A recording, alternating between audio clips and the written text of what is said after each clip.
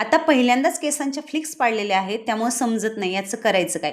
लहानपणी पाडायचो ना तसाच कोंबडा पाडला आणि स्किन केअरला सुरुवात केली.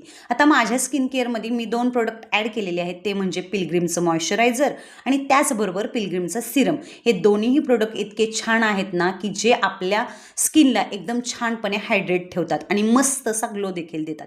त्याच्यानंतर मी शुगर लिपस्टिक देखील यूज करते, जी की खूप छान अशी लाँग लास्टिंग आहे आणि आपले ओठ एकदम छान हायड्रेट ठेवते. त्याच्यानंतर मी चहा घेतला आणि पुढच्या कामांना सुरुवात केली. एका गिरायकाचा काल ब्लाऊज आला होता, जो की रात्री शिवून ठेवला होता, पण हुक लावायचे राहिले होते. त्यामुळं तो रेडी केला आणि गिरायकाला त्याचा दिला. यांचे स्वेटर देखील खूप दिवसापासून शिवायचा पडला होता, तो देखील शिवून घेतला आणि मग मात्र मी केली स्वयंपाकाला सुरुवात.